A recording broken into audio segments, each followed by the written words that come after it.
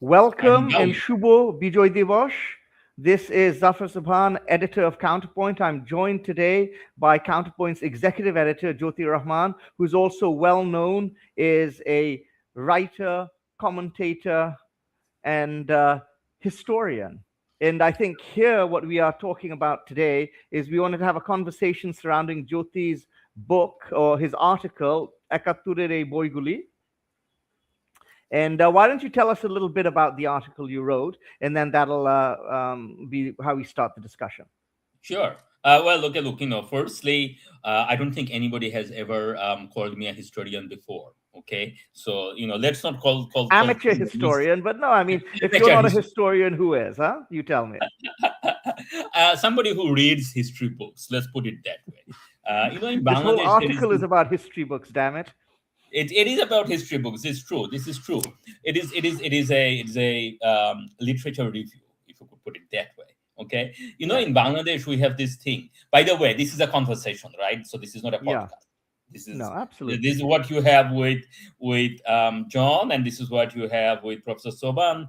It's the same thing, right? That's what Absolutely. Yeah, we are and we're trying to really create this culture here at Counterpoint. We call this feature Counterpoint Conversations. And I think that's really what I want to do. I think there's a lot of weighty discussions. এগুলো করা অভাব নাই বাংলাদেশে. You have your talk show, the talk show circuit, the talk show ecosystem. And what I'm trying to create here, what we're trying to create here, is conversations rather than talk show katha, if that makes sense. Carry on. Yeah. Absolutely. Absolutely. And that's also why we try to do these things unscripted. We are experimenting with going live. There may be technological hiccups. Apologies upfront about that because we're learning as we go. Okay. Absolutely. Right. So okay. So his sort of this article. So this article is something that I actually wrote back during COVID, during the lockdowns. Okay. And I wrote it in 2021 Yeah. to mark the 50th anniversary of freedom. Okay, and so the backstory, if you go back way back, Zafar, when we were younger and both of us had hair, and we used to do this blog in Yeah. Drishtipat long time ago, right? That's right. Yeah. So That's back a long time then, ago. yeah. So back then we used to sort of our old pal Naeem Muhammad. I'm hoping he saw the photo card, so I'm hoping he's dialed in at some point to watch us. He used to lament that, okay, look, sort of back then he used to lament that there aren't really that many good books on liberation war, and his definition of good books were that proper history book that you would maybe sort of read or study in a academic setting in a Western university. Okay, we have a Yeah. lot of books. We have a lot of books. A lot of those books are genuinely good books in the sense that sort of they make you think, they make you sort of ponder. They're poignant, weighty fictions and non-fictions in Bangla, but none of them are like or very few of them are that kind of solid history. Those Okay. big fat books. So this Yeah. is what Sure. Naim used to lament back then. Whereas by the time I actually started writing this article during the log in 2021, there were actually a number of books that had come out, right? Over those many, sort of in the intervening years. So I thought Yeah. that okay, sort of and this is also when Bangladesh was under a regime where a lot of these things you couldn't really probably talk about publicly because there were certain things around 1971 that you couldn't talk about. So for example, Right. uh, Well, I think this is it. I mean, it seems most of the books we're talking, certainly if we're talking about the ones which are published in English, and it's almost all of them really have been written by non-Bangladeshis. That's right. Yeah, and they, because they were not subject to the Awami League regime's sort of very straight jacket way of looking at things. They could look at things a lot more freely, and they wrote about it. And then I thought that okay, sort of I don't live in Bangladesh, and therefore sort of I'm not sort of constrained by those laws, right? Those Yeah. sort of the regime's straitjacket. So why I'm going to write about these books because I've read them, and what did they make me think? What did I learn, or what did I not know, or questions that I wished sort of these books answered or explored.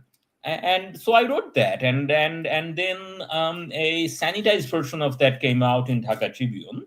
So I Um, don't remember that it was. So what did we? What did we expunge? What did we expurgate from the original version? I can't recall. This was a few years ago, but this was a few years ago. So the particularly about Sheikh Mujibur Rahman, right? That's okay. like his, and that is actually like sort of there is a beat here that actually goes fairly sort of deep into that, because as you know that there is sort of there's the Awami version of or So, Hasina's whatever. So version when of we this. published it in Tribune, we took that piece out, huh? I can't. I don't recall that. Oh, I Because think like reading yeah. it now, I feel that I think that it's something which I would stand behind. There is criticism, no doubt, but I think it's very fair. It's very fair to Mujib, and it's a very praising as well. I mean, I think it's an even-handed discussion of the role he plays. Well, ironically, now probably the argument would go the other way around. That, oh, look, Right. you're praising Sheikh Mujib too much. Don't you know that he was a coward who ran away and he was a villain and all of those things? Whereas I actually argue that, True. hang on, like this is actually a lot more complicated than that. But Yeah. yeah, so I mean, sort of, I don't actually remember exactly, how the editing went. But like I told you that, look, Zafar, I know that if there are constraints, and like I'm not in the business of becoming a shahid. You are not in the business Yeah. of becoming a shahid. Yeah, like do Yeah. whatever you need to do to make this happen. I think the other Yeah. issue was that the actual article is way too big, right? Like Yeah, that's also probably this true, box in probably at 5,000 words, and Yeah. even as a long form in a daily newspaper, I don't think you could have done Yeah. that, right? Yeah. So I mean, yeah, I think we would wanted to bring it into sort of a two-page broadsheet, which I think is what we did with that. And so a yeah, lot of that probably had to do with cutting it down to a manageable size. Yeah. yeah, yeah, absolutely. So yeah, so like sort of, so that's the backstory, right? But then Yeah. like I thought that, okay, now we have Counterpoint, and we want to talk about things, conversation. And today being the first national day since we started Counterpoint, I don't think we had it back in 26 March, 26th March. We did not. We did We did not. not. So Yeah. there you go. Counterpoint started in May. In In May. fact. Yeah. That's right. So then, yeah, like the first victory day since we started Counterpoint is as good a time to talk about these books as any. No, and what I would like to talk about, and is getting back to your idea, is that, I think it has not been possible for many years and for many reasons.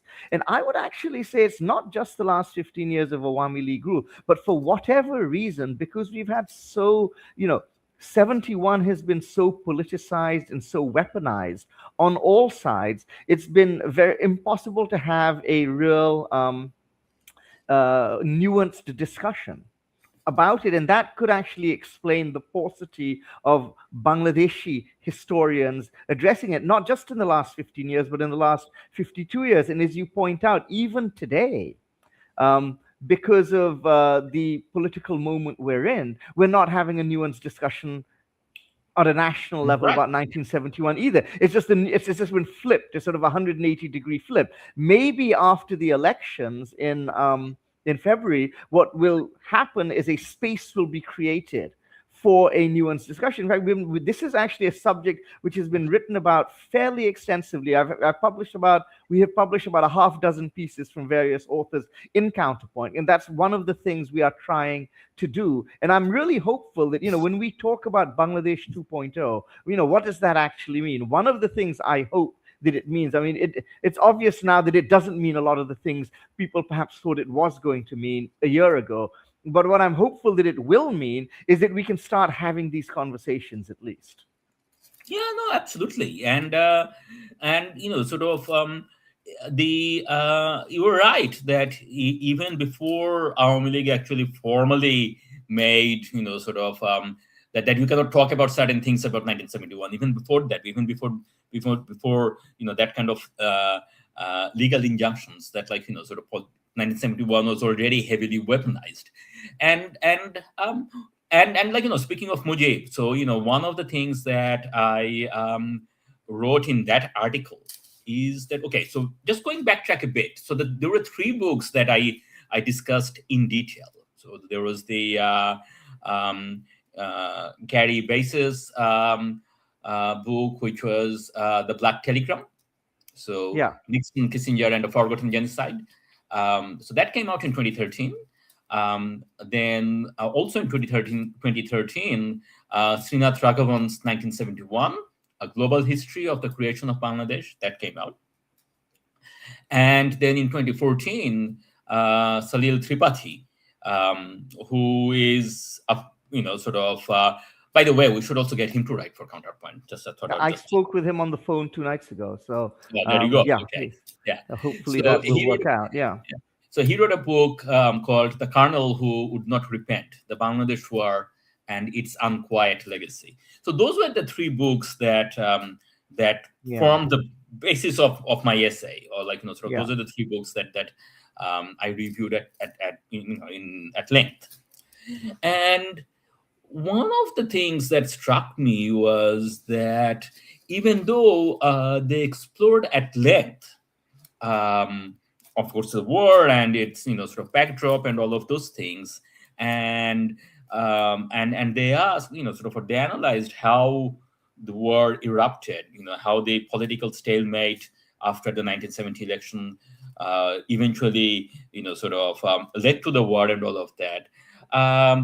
They did not explore what is the political minefield question, or the political football question in Bangladesh, which is that, well, they didn't do many things, and I covered all of them. But the one that we're starting with is basically they did not get into why Sheikh Mujib did what he did. Why did he allow himself to be arrested on the 25th March, and without preparing the party for a long drawn war, this I is mean, a question. it's not even so much that they don't really get into it, as you say, they don't really start to get into it. I think a more recent work of history, which you may have read, is Nurul Kabir's book, Right. where he talks about that at quite length. But interesting about Kabir's book, Kabir Bhai's book, is that he lays it out there. It's a very good sort of work of history, and he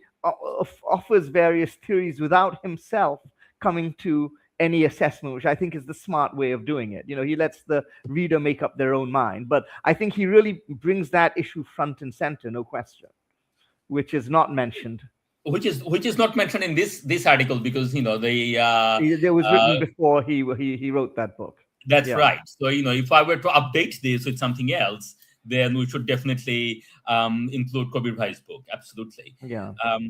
So sort of Mujib's role was not one that these guys get into at length, even though that has strong political resonance in Bangladesh. And just for our listeners, so the argument that I put through in the essay is that clearly the Awami League line that Mujib was the sole player in 1971, the sole hero. I'm clearly that is not tenable, right? So that is that is political bunkum. But the counter line, which is that Mujib was a coward who ran away, or that he was a greedy politician who only wanted to become the prime minister of Pakistan and nothing else, that also doesn't hold water. Sure, no, that doesn't really fly. Yeah. Right, because we know that Pakistanis had actually offered him the prime ministership, as in the office of prime minister. That was offered to him. That was offered to him by Ayub Khan even before the election in 1970. So Ayub Khan offered it to him back in 1969. And you point this out in your article that probably in any case a Pakistan governed under the 6 points was not really a Pakistan much worth governing. In his entire political career, he didn't in any case been in the East. You see, That's right. Probably the last politician, possibly the only politician Pakistan ever had who united East and West was his mentor, Hussain Shahid Sarwardi. But since then, there had been no similar figure, and certainly not Mujib himself. Certainly not Mujib himself. So interesting. So there is an interesting quip about Sohrawardi that he used to make for himself, and there was a Yeah, quip by Sohrawardi yeah, that went something like this: that okay, only three things unite Pakistan: yeah.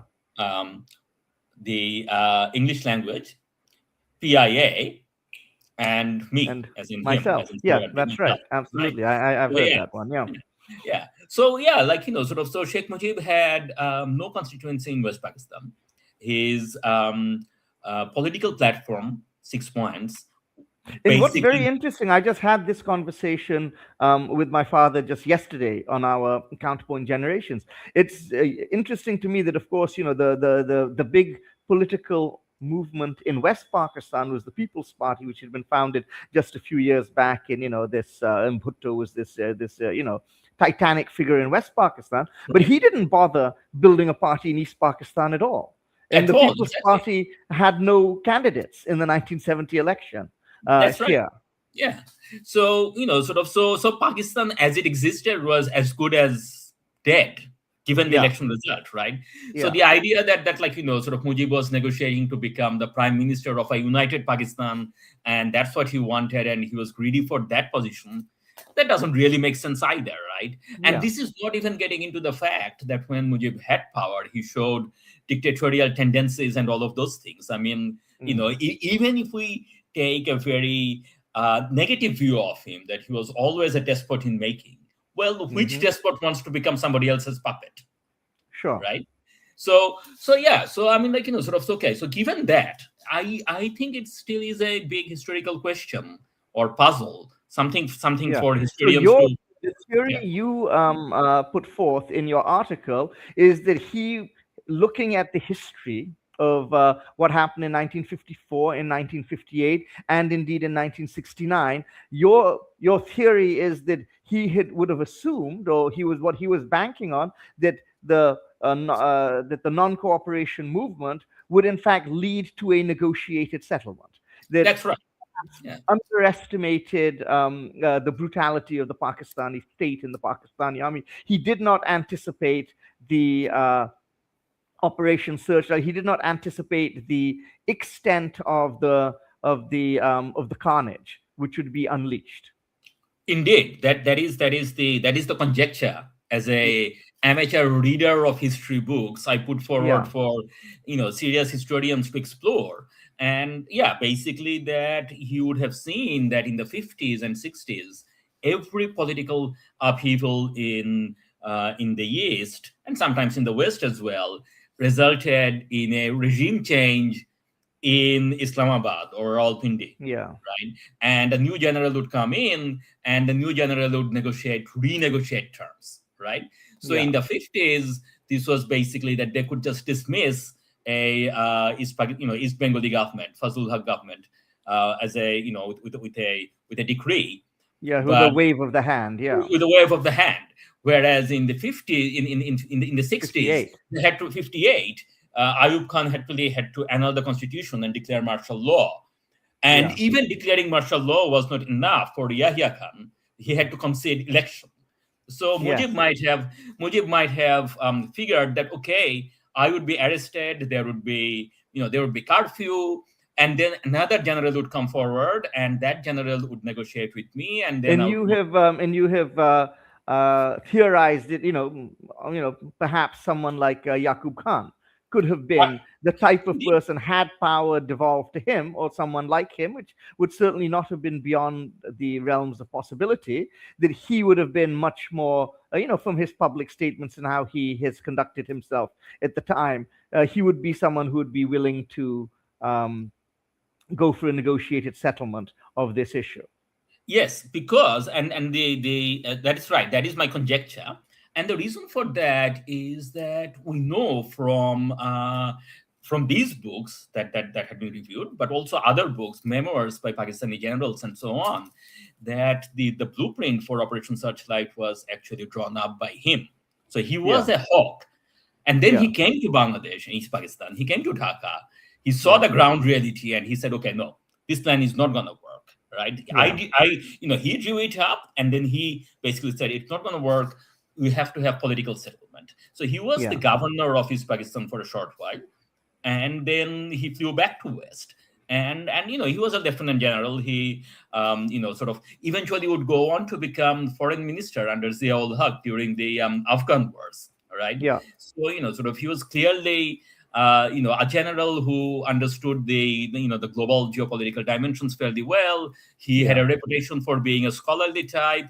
Sort of so sort of a future historian could actually explore his writings and his archives or his Well, diaries. of course, and we don't even have to sort of what's the word, theorize, some kind of alternative reality where he becomes the chief of staff of the Pakistan Army and the chief martial law administrator.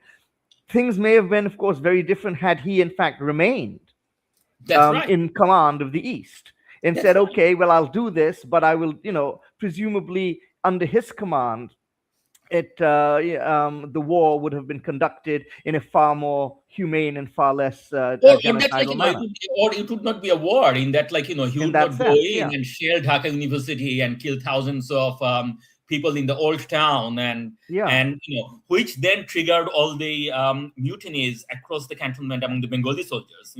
Ziaur Rahman and Shafiullah and all the other ones. Now, of course, one of the theories going back to Bangabandhu's why he did what he did was that it was important because, of course, people in the army had been coming to him throughout March 1971. And and people were saying, why don't you declare independence? There was a lot of people thinking that that's what he was going to do on March 7th. In fact, he was under a lot of pressure from his student wing to, in fact, declare independence on that day. Whereas I think, diplomatically speaking, and this is an interesting sort of wrinkle, diplomatically speaking, it made a huge difference for Bangladesh during those 9 months to be able to say that, look, we didn't start this. We didn't bring this war upon us. We are not secessionists. Right. Okay. It wasn't right. We didn't leave Pakistan. Pakistan left us. We are defending ourselves from a genocidal war, which was started by the Pakistan army on the night of the 25th of March. And this had a huge impact on, because one of the things, again, you talk about is that, if you look at, like, say, the Biafran War, for instance, which has happened just a year before, if I'm not wrong, that it was not the fact that we actually prevailed in this movement was neither was it inevitable, nor was it something which there had been much precedent for, if any. If any, that's right. I mean, at that stage, so Bangladesh was the first state that changed, sort of basically we were the first ones where a existing state broke up. So this happened later with the Yugoslavia and Soviet Union. But in 1971, we were the first one. So, sort of after World War II, basically global powers decided that, okay, the map of the world is what it is, right? Yeah. So, sort of the white man's empire finishes, we draw the border, we draw the lines on the map, and that's it. Nobody changes anything because changing these things cause a lot of trouble, right? Yeah. And then everybody everywhere accepted that. So, sort of we were the first ones to actually break that mold. Now, here is the other thing that I talked, sort of a bit in this article, but then I expanded on this in the piece that I wrote for Counterpoint in our first edition, which was about the role of the 1975 and all of that. Basically, that the Guns of November, sort of this what happened in 71. So one thing was that Mujib could not have anticipated was obviously the brutality of Pakistan. Yeah. And if independence had to be declared, it was better that they start the war so that sort of we are not seen as the spoilers. Yeah, it's secessionists. You see, that's the point, because of course that was, in all of the debates which were going on in the UN, they were saying, this is an internal matter. These are, and the UN would typically, take a position on secession in favor of the sovereign government. You see, so this had to be something which differentiated ourselves from that. from that, exactly. But the other thing here is that I conjecture that how comfortable would Mujib had been with whole bunch of young majors and captains and colonels, playing a revolutionary role in any war of independence. So if you see it from Sure. Mujib's perspective in 19 before 25th of March 71, right? Yeah. So he had spent the previous 20 years fighting Pakistani, generals, army Yeah. people, right? On a yeah. On politically, right? Yeah. And he would have known that, okay, if there is a war, Awami League is not going to lead the actual, the Fighting. Awami fighting, right? Awami League is not they don't have a Viet Cong. They didn't have a Viet Cong, right? Sure. So it would be either the left, and Mujib was not leftist by any means. In fact, he used to be accused of being, in Bangladesh, everyone is a CIA dalal, but, people used to call Awami League that, you are the rightist, the lackeys of imperialists and so on, right? So Mujib would have been worried about the left, but he would also have been worried about people in the army, right? That and he would have seen that what happens in other countries where these uniformed men who lead wars, they become national liberators, and then they would want a stake, in power. And this is probably something that Mujib would have been, if nothing else, he would have been wary of, right? So and that's something that so this was also the point that I tried to make about Tripathi's book, that the colonel who would not repent. From the title, the colonel here is Colonel Farooq Rahman, who killed or who led the 15th August massacre, right? So I thought that the book would actually delve into the kind of point that I made in my other essay about the role of Bangladesh Army, Yeah. and the fissures within the army about, on the one hand, the role that they would want to play as national liberators and and therefore assume power, versus the role that they had time and again played as giving up power and going back to the cantonment, leaving things to politicians, right? Now, Yeah. Salil Tripathi did not get into that dimension, but I wish somebody would. No, that's true, and it is, no, it is interesting.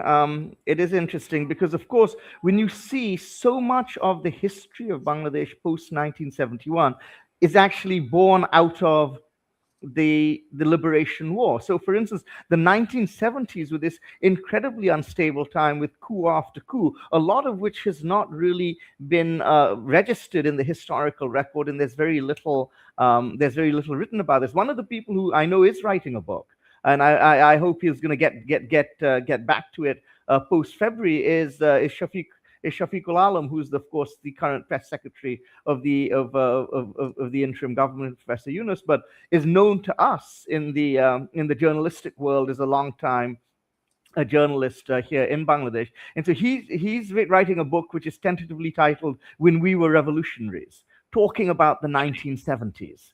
And from 75 to 80, and because it's an incredible time period when you think about it, and not so much has been written. Naeem Mohaiman did a very good movie About 1977, the Air Force about movement. 77, and the coup in the Air Force. Yeah. But there have been many more which have really not received much scrutiny. And then, of course, it was really only after 1982, when Irshad came to power, did he really manage to break the power of the Muktijuddhas in the army, largely by hanging most of them, to be perfectly blunt. The pinning Zia's assassination on them, and then hanging them, and then essentially regularizing the army and actually turning it in to a normal army, which is what we have now, rather than this proto-revolutionary outfit, which it was during the 1970s. And of course, it's understandable if you have fought and given blood for independence. It's likely that you're going to think that you should have a bigger role to play in the country which you fought to liberate. Yeah, and also that, if you had mutinied once in the name of defending your people, in the name of the nation, all right, and they've killed your bosses, your commanders, which is what basically what Ziaur Rahman did in on 26th of March, but that he went on radio, made his iconic announcement, Yeah. arrested and killed his commander, right? So once you have done that for the nation, then somebody else says that, well, Zia did that, and I also want to go on radio, announce my revolution, and if and for that, if I need to kill my commander or my president, well, so be Yeah. it, right? And Yeah. so actually, the Raghavan has a very nice sentence that I'm going to read out now. That Yeah. the prolonged liberation war also created the cauldron in which the witch's brew of post-independence politics came to a boil. I mean, sort of that's a vivid imagery, right? The witch's brew and all of that. But that's exactly what the politics in 1970s was, right? That Hmm. there were coups and counter coups in the cantonment, two presidents being killed, but also that the we talk about political violence now, and the other day you did the show with John about Sharif Osman Hadi being Yeah. assassination attempt on this, but also the Hmm. sort of our politics had been incredibly violent since the day one because of the war, right? That politics was not this violent before the war because sort of the war, yeah, like or put differently, that war had that effect. Wars tend to have that effect, and so if Mujib wanted to avoid a war at any cost, I think that sort of I think we should recognize that this was sort of worth delaying a declaration of independence till the Yeah. last minute if you could avoid a war. All right. So Yeah. yeah. No, I mean, I think that's right. I mean, I think that's right. Like declaring a, declaring a war is a big deal, so anything you can do to have, now you could say that that was naive. The counter argument would be that, look, there was never going to be any negotiated settlement. It was, Sure. and it's very interesting. I've seen some of the footage of this. Ramesh Sharma has made a movie on 1971 and 75, which I've seen clips of. And one of the things is that watching these guys get off the plane all throughout March. And these, there are all these, Right. these guys wearing salwar kameez, pretending to be civilians, and they're Yes. sort of these tall, obviously soldiers. Yes. You and know, and people kept coming to Mujib saying that, look, things are happening and so yeah, on. I mean, sort of, so people like Ziaur Rahman or Khalid Musharraf and so on, sort of they were yeah, they Shafiullah as were well. I mean, sensing things. we forget his role here as well. But yeah, That's right. Yeah. yeah, Okay. So now that was the other thing then that I wanted to see, or I think somebody should write a book on, is that all of these people in the army, um, uh, people who the leftists, and sort of our diaspora. So there is a global angle to all of these things, right? So, I mean, yeah, so it's 1971. I mean, of course, they didn't have social media and they didn't have, Spotify, but they, sort of Dhaka was still, it was much smaller, but people in Dhaka were still tuned to the broader outside world, and in that sense, sort of 71 was actually a global thing. So I mean, we forget, but the first rock concert for 8 concert was the concert for yeah, Bangladesh, sure. right? So sort of We so were the OGs, absolutely. we would know OJs, absolutely, right? Sort of this is something that I sort of mentioned in this article, but did not actually expand on it because it didn't happen then. But somebody pointed it out to me in a personal conversation. Nail Rahman actually, that sort of in July 24, remittance boycott played a huge role, right? And this is something I know because. Sort of back then, sort of this was something that we were monitoring very closely, and now we know that the Hasina regime was also monitoring this very closely. That remittance boycott actually did have a significant impact, if Hasina had not fled on the 5th, within the next few days, Bangladesh would have probably defaulted because of the impact, right? Yeah. What we don't appreciate is that same thing played out. Same thing was playing out in 1971 at a much slower pace, Yeah. because sort of in 2024, cash transfer is much easier, and the dollar needs are much bigger. In 1971, Pakistan was a much smaller economy. East Pakistan, Yeah. even more so, right? But the same economics still held, that Pakistan still needed to pay its bills. Sort of the balance of payments accountings were still what they were, and we had a large diaspora in UK, the Bengali diaspora, East Bengali diaspora in UK, that remitted money, pounds, which Yeah. paid for Pakistan's balance of payments. And Yeah. there were activism in London, Yeah. and by sort of younger people, or sort of professionals, and sort of the working folks, our immigrants, our expats, right? And one of the things that they started doing was actually what now we call remittance boycott, right? Yeah. They were Yeah. saying that, let's not send this money back, or even if we do, let's not send it back through the formal channels through Pakistan. Let's Yeah. send the money through refugees in India, and or send the money to Mujibnagar, to Yeah. Kolkata, and allow them to, because we want to look after our families. We don't want to pay for the Pakistani war machine, right? Yeah. And there was a World Bank team that was visiting, IMF World Bank team that was visiting Pakistan, East Pakistan, visiting Pakistan, and then visited Dhaka on a fact-finding mission in the middle, sort of in the monsoon months of 71, right? And there was a famous Mukti Bahini attack in Hotel Intercontinental, right? Yeah.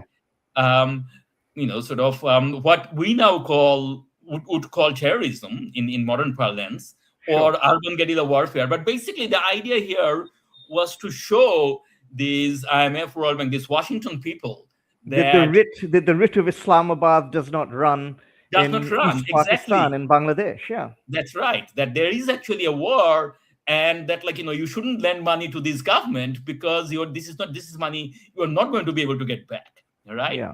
So there were all these global connections, right? So Raghavan's book is called A Global History, which I think is a misnomer, because Yeah. what he does is he shows that, okay, these are the various sort of power plays that was going on between Indian foreign policy calculations, and sort of they tried to reach out to the Soviets. They were worried about the Chinese and all of those things. So sort of this kind of Cold War politics, which is fine, which is interesting. But to me, Yeah. the global history or the global angle of 71 would cover these kind of things that, sort of tell us about how Ravi Shankar went and got George Harrison to sign up for a concert that that, by the way, George Harrison had to pay for sort of himself, because the Yeah. story is that even though a lot of money was raised because of all the you see, they didn't have the, nobody had done something like this before, so nobody knew that how how this money would flow, sort of the royalties, and sort of the record companies, and the sort of legal apparatus was not there, right? Yeah. So they did the concert in August.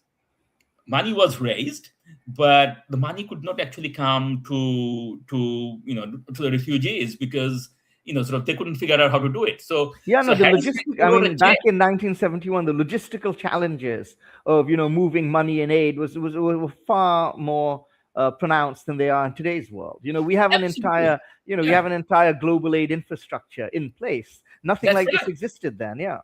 Yeah, and then sort of interesting you mentioned that, because the other thing that came out of the war, right? So Sir Fazle Hassan Abed's BRAC, Yeah. or Dr. Zafrullah Chaudhury's Ganashastro, Yeah. and even sort of the ideas that led to Professor Yunus's Grameen and the whole NGO sort of complex, all of these things actually, so sort of there's a reason why Bangladesh was the the what Naomi Hussein calls the aid laboratory. The reason for all of that is because all of these individuals participated in various diaspora efforts or war effort, the Yeah. liberation movement effort, and then they came home and they saw that, okay, the state didn't exist here, and Yeah. we need to do all of these things. We cannot rely on the traditional government channel, right? Yeah. So sort of there is goodwill and aid from the West or from abroad, and there's work that needs to be done, Yeah. and our state is dysfunctional, our politics is not going to fix itself. So all of these things, there's a global element, the whole, sort of humanitarian aid complex or NGO complex, or all of these things. Well, sort of it started um, during 71, right? So there Yeah. is that history that needs to be written. Yeah. So and sort of these books didn't cover that, but I wish somebody would. You say how 1971 in Bangladesh created the modern world. That's a great story. Absolutely, right. Yes, yes. Yeah. So No, it's so interesting. I that just is edited a piece a young man has written, which I'm going to be publishing later today. It's a very good piece, and I thought I want to foreground young people's voices. Okay, absolutely. in Counterpoint, especially talking about 1971, I thought it By was going to young be a people, do nice. you mean this in a Bangladeshi young people where people like us are also considered young, No, no, or I think genuinely young I people? don't know because I don't know this young man, but I think he's perhaps in his 20s. So I think by any criteria that counts as young. That counts as young. Yeah. But Okay. I don't know actually because I don't know who he is. But I've Okay. got his what's the word? I have his bio. What does it say? It's he's a founder and president of Dhaka Thinks, a youth-led think tank in Bangladesh. His name's Okay. Arman Ahmed. Okay. Okay, so now of course this is a this is a self-penned bio. So Sure. youth-led think tank may mean something different to him, but I am taking him at his face value that he is indeed a youth, or at least under the age of 30. Anyway, the reason I brought this up is I did edit out with this one piece. I think it's a very good piece, but at one point he talks about 1971 is one of the most important moments in human history. So I thought, well, that's over egging the brulee a little. I thought it Okay. is certainly very important, But and like I said, while I wouldn't say it is one of the seminal events in world history, I do think, getting back to the point we just made, that it is an underreported story that how influential it has been in creating this world in which we live, geopolitically and also in terms of global aid and all of that. Yeah, and then the other point that I made in the article or the essay was that there is this tendency, and sort of Bass goes on to this in great detail, but also Raghavan, that okay, look, sort of the U.S. role that maybe Nixon should have heavied in on Yahya, because that would have stopped the bloodshed. Or the Sure. other way around is that, look, sort of Henry Kissinger is a sort of he was egging Yahya on because he wanted his sort of his passage to China, right? And sort of there is in the books there's also this sort of that Kissinger visited India, then he visited Pakistan, and then he Well, claimed that I've he had read money someplace. upset. I'm not sure where I read this. Whether it's in cables or conversations where Kissinger's trying to argue that oh well and it's there's a certain amount of revisionist history saying that if the Bangladeshi just held their horses, we would have been able to have come up with a negotiated settlement which would have sorted out all of their problems. It just would have taken a little bit of time. If they'd given us Yeah, another 6 months or a year, we'd have that's right. managed it all. Yeah. Yeah. Yeah, so he claims that basically that, look, sort of we just couldn't do it in 71 because we were trying to go to China, and once Yeah. that deal was done, once sort of the next thing would have been Yeah. this, and we would Yeah. have given Bengalis Bangladesh its freedom. But it's just basically Yeah. that That India does will give sound. way, and Pardon me for not not buying that, right? Yeah, buying that particular yeah, yeah. narrative. Yeah, Yeah, there's a but the certain but amount the, of the revisionism but there. the underlying assumption in all of these things is that Americans could do things and they didn't, right? Yeah. And you see this even now, that sort of the narrative in Dhaka, right? And not just from the people who were with the Army League, and they see that, like, Hasina was overthrown by some, deep conspiracy by the Americans, and Yunus is a Yeah. ploy of that. But even among people who were supposedly on the July side and, has welcomed the fall of Hasina, even they would say, oh, well, of course, the Americans were involved. I mean, like, do you think that it's just by accident that, and, like, there is all this thing that, like, sort of Americans can do a lot of things, and I question that, right? I mean, Yeah. sort of, Sure. yeah. So, sort of, okay, if we take this seriously, that, like, Americans were actually involved or would have done something, who were they involved with, and how come, I mean, sort of, so, sort of, somebody should actually explore that as well, right? And No, I so, mean, for I think example, in point of fact, I mean, 1971 tells the story of American impotence on the global stage. It right? showed what their limitations were. It Yeah, showed what they were able to do and what they were not able to do. that's right. Certainly, they could have maybe played a role in restraining the Yahya in the Pakistan army, which they did not do, and that's something we can fault them for. And certainly, they gave all of the diplomatic cover and otherwise that Pakistan needed. Okay, but at the Sure, same time, at the end of the day, they did draw certain lines, and this was a massive diplomatic defeat for them in the that's final right. analysis. Exactly. There's a Yeah. marvelous picture. I don't know if you've seen it, of George Bush at the UN, because he was the US's ambassador to the UN, and he's sitting there like this His head down. with his Exactly. head down. And it's just this classic picture. Yeah, Yes, and that is yet another interesting point that is actually, sort of not often appreciated in Bangladesh, is that he was doing that when Bhutto, yeah, Zulfi Bhutto, was doing his famous theatrics yeah, in UN Security Council, where, he was basically saying that, like, I shall go back and fight for yeah, my country. I shall fight for 1,000 yeah, years, and here is your Security Council resolution. So he yeah, tears this thing up, yeah, dramatically walks out. yeah. Except the resolution that he tore up in December On the 15th. 71, Yeah, December 50, is, yeah, that, like, sort of, so here the Indian army is in the outskirts of Dhaka. So they are now, sort of in Savar and Joydepur, right? And the resolution says that immediate ceasefire and complete demilitarization of East Pakistan, which means not just withdrawal of Pakistani forces, but also Indian forces, 12 yeah. months of UN rule, followed by a fresh election, and then a new government. So this is basically as close to a face-saving solution that Pakistan could possibly have. But But clearly, at this also, stage, it would have Bhutto. denied India and Yeah, Army League coming to uh, power, right? Like, sure. Mujibnagar government would not have been able to come to power. Mujib would not have been able to come to power because the resolution called for 12 months of Yeah, UN yeah. rule. Yeah. No, so Who knows clearly what would he have was, of course, he was now at this point thinking of his own political future. happened? Right. Yeah. So Yeah, no. yeah, basically that, like, sort of, so the point, the overall point that I was making in the essay, and I'm not looking at time, we should probably draw this to a close because Sure, no, no. I you have know a few more points I would do want to raise, but I think we're good. We're good. sure. Yeah, carry on. Yeah, yeah, but the point I wanted to make is that, okay, look, sort of, there is a lot of things that are unexplored Yeah, and that you could do serious history with, because there are archival records. So the other thing I was making was that a lot of the Bangla books, yeah, and for that matter, Pakistani books, are yeah, memoirs, right? yeah. Here is what I did, here is what I saw, and so on, right? Okay, so now there is some human element to that is true, that's useful, and that's emotive, and so on. So I mean, like, the title of the essay was Ekatturer Boiguli. Of course, the iconic Bangla book is Ekatturer Dinguli by late Jahanara Imam, Yeah. um, right? But, sort of serious history is not memoir, because, memories can be funny.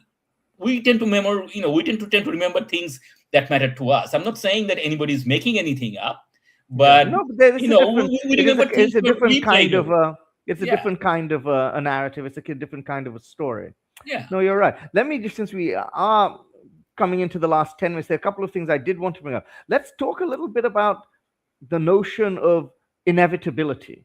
And in fact, like I said, now we tend to think back and we figure that one way or another, independence was inevitable, and we were bound to win. But But let's talk about how that was not necessarily the case. Again, yesterday, I spoke with my father, and he was saying that when he fled in March 27, because the Pakistani army was going to come to arrest him, and and crossed over the border, and he had no idea when he would be back. He had no idea if he would be back, and he had no idea whether we would ever win, because there was no thought at that point that victory was by any means inevitable.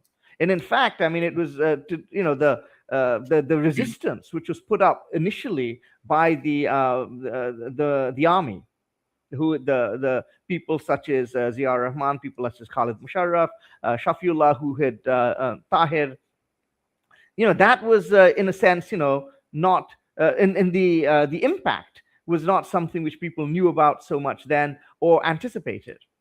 No, that's right. I mean, so again, so what happened here was that whole bunch of mid-level officers in a conventional army, right? So Pakistan army was a conventional army created by the Raj, right? So this is not an army. So Pakistan army itself did not grow out of battle. Like it did not grow out of True, absolutely. liberation It war or was part of anything. the British Indian Army. So British Indian and for army. what that means, yeah, we must understand that. Yeah. That's right. So it's sort of this is where you are trained to follow orders. You are not supposed to ask. Ours is to Yeah. ours is to do or die, not to ask why. As not to reason why. Exactly. Ours Yeah. is not to reason why, right? Yeah. So Pakistani generals probably did not. In fact, sort of they wrote it in their books and memoirs that we could not countenance that sort of battalions would just rise up in revolt. Right? This is something that would how would that happen? Why would So that's one thing. So this was not inevitable. This was a shock, right? Yeah. But the other thing, now there is a lot of debate about whether the brutality was something that sort of that was planned or sort of it happened. So that is something that probably there is a literature on. I think that the brutality is undeniable. Yeah. That is well established in the literature, right? That the attempted genocide, use of rape as a political weapon, ethnic cleansing, or at least cleansing of Hindu Bengalis out of East Bengal. So these are well documented. There is not really, I mean, sort of people who argue against that are doing politics. They're not doing history, right? Yeah. Okay. But the question is that whether this was premeditated, right? And I think sort of that probably needs to be explored. One effect of that is that it created India with a situation where it could not but get involved, right? Because so one thing that Raghavan does really well in his book is he documents the debates that took place in New Delhi about what to do, right? Yeah. That and by the way, this also probably has resonance now, given that they again have Awami League leaders under very different circumstances, obviously, but sort of sitting there, right? So okay, so you had these politicians that are coming into your border, fleeing your neighbor. You have these rebel soldiers, right? That with their weapons are coming over across the border. You have people like Professor Sobhan and others, political activists and economists and sort of bureaucrats crossing over the border, and then you've got 8 to 10 million refugees, most of whom are Hindu. Yeah. In the backdrop of partition, what do you do, right? Do you accept that international borders are what they are, and because if you don't accept that, and if you give support to this freedom struggle, this this liberation movement, what is to stop somebody else from giving support to your separation? So my understanding is that one of the key considerations for the Indian government was, and especially in the later stages of the war, before they took a more active role, was that serious concern that the left elements in Bangladesh would link up with the left elements in West Bengal, because of course you have to understand at this point West Bengal was facing a proto-insurgency, what now today we would call a terrorist insurgency, but in those days, yeah. Exactly. So yeah, so India had all of And these they were controversies. very concerned. They They were very certainly concerned. didn't want an independent Bangladesh ruled by uh, a revolutionary government, a revolutionary leftist force. That was the Right. last thing they wanted. Though, interestingly enough, again, this conversation I had with my father, he maintains that that of course, and this is of course historical fact, is that the war, the Indo-Pakistan, the final stage of the liberation war from December 3rd to the 16th, was in fact kicked off by the Pakistanis of all people. They were the ones That's right. who tried a Yeah. preemptive bombing strike Yeah. on the Indian airfields. But his theory on this is that by that time, by the time December rolled around, their eventual loss was very apparent. And the reason they did this is they then wanted to then draw India into the conflict and make it seem, their last roll of the dice was make it seem as though this is Indian aggression, and that, if they were going to lose, they were going to lose to India. And of course, this was the entire tenor of the conversation at the United Nations in the month of December, that this is Indian aggression rather than them coming to the rescue of a beleaguered peoples, and they did not want to surrender to the Mukti Bahini. No, true. But no, absolutely. And so just seeing the whole thing from the Pakistani side now, right? And also that, like, sort of there were many in India, as Raghavan actually documents, that basically advised. And then going back to your question about inevitability, right? Yeah, There was not, it was not even inevitable that India would support a liberation movement. It would militarily intervene and install the Awami League government and so on, for the fear of the left.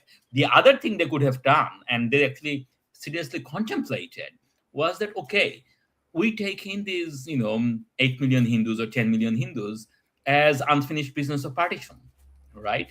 yeah, um, and the reason they didn't do that, one big reason that they didn't do that, is that it would have led to a anti-Muslim backlash in India, which would have changed the secular politics of or secular nature of Indian Republic. I mean, like, today we know that India has had a massive Hindutva turn and all of that, but back in the 70s, this was not the case. India this is prided Indira itself. Gandhi's India. That's right. It was Indira Gandhi's India. It was Nehru's India. It prided itself for being a secular country.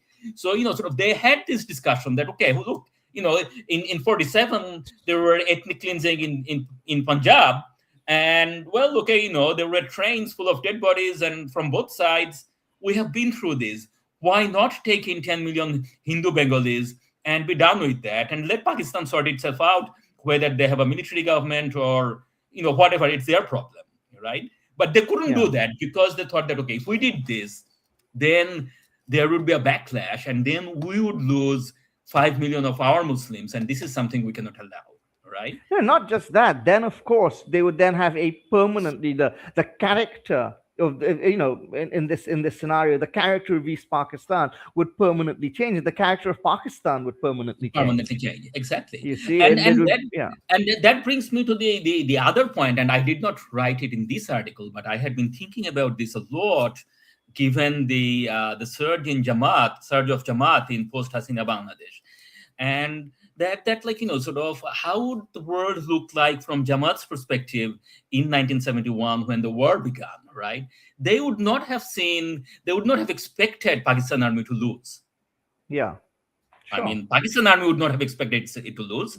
yeah, And so, sort of independent of any ideological, views about whether, sort of they were doing they were standing by. I mean, like, there were a lot of people who believed in Pakistan as the homeland of Indian Muslims and were dismayed that Jinda's Pakistan was breaking up. But not all of them actually, sort of joined as collaborators of the occupation forces.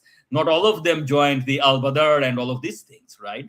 And sort of poignant in the sense of sort of just 2 days after 14th December, right? Not all of them committed those kind of things. There were many people who were pro-Pakistan, who were upset that sort of the Pakistan of their dream was ending, and still fell well short of not joining the occupation forces, not being collaborators. yeah, But Jamaat didn't, right? And Well, sort of maybe their real politic calculation was that, okay, someday this war would end, most likely in a victory by Pakistan, and Yeah. then there would be politics, right? So Yeah. Army League would be finished, Yeah. there would be a vacuum, and we would reap the benefit. We would be the largest party, or if not the largest party, one of the largest parties. Maybe it would be Yeah. left and us, right?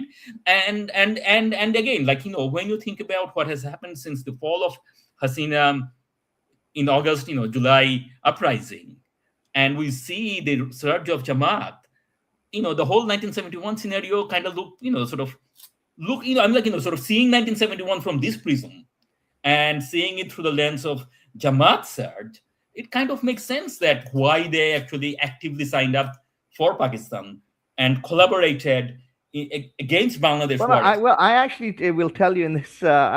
We have a narrative in Bangladesh that the entire country was united, against Pakistan. But I don't actually think that's true. And it's not just that the Jamaat were a small outlier. I mean, I think there were many people who really kind of sat on the fence for a number of reasons. You know. Some perhaps thought that that what would follow would be perhaps not a positive thing. Some people just wanted a quiet life. Some people wanted undivided Pakistan. And many people probably figured that at the end of the day, like it almost always happens in movements such as this, that the state would prevail. And so Yeah, they wanted to be on what they thought was the right side of history, turned out to be the wrong side of history. And so there are that's all of right. these calculations at play. But all of this, again, getting back to where we started, I feel all of these nuanced discussions have been something which we haven't really had as a nation, not just the last 15 years, but the last 50. And as we sign off today, I'm hopeful that this conversation we have here can be the first of many, not just between the two of us, but in general. I think this is a conversation Bangladesh needs to have, Bangladeshis need to have with itself, with ourselves. And I think only good can come of opening up this space for discussion. So thank you for doing this. I really appreciated that article you wrote, and I think the people who read it have appreciated it as well. There's so much in it that we haven't had time to touch on in today's discussion. So many books we actually haven't really focused on. I'm thinking of Noinika Mukherjee's book, for instance. I'm thinking of Aman Zakaria's book. And you even mentioned one book which I haven't actually myself read, but I'm now going to put it on my list. It is Tazeen Murshid's book. And these Absolutely. sound very, very interesting. We haven't even had the We space to didn't. discuss them here. That's right. But Yes. maybe we can do a follow up at some point where we Yeah. continue to talk about this. Maybe bring in other people to the discussion where Maybe we we can really start actually bring having this Tazeen Appa discussion. herself and ask her Yeah. that, like, hey, like, I'd tell love us that, about your book, because so these are the conversations we ought to be having. And as I said, if Bangladesh 2.0 means anything at all, it means creating the space for this kind of conversation. So thank you very much, Jyoti. Thank you for those of you who are watching, tuning in at what I know for Bangladeshis is an unearthly hour. Nothing in Bangladesh ever really gets done before noon. And of course, this is going to be available on Counterpoint's YouTube channel. It's going to be available on Counterpoint's Facebook page. So those of you who have not been able to tune in live can certainly see this in the coming days and weeks. Thank you very much. thank you. All right. Bye. Okay. I think we're still live. We are still live. I'm trying to Okay, stop. so we have to make sure not to distract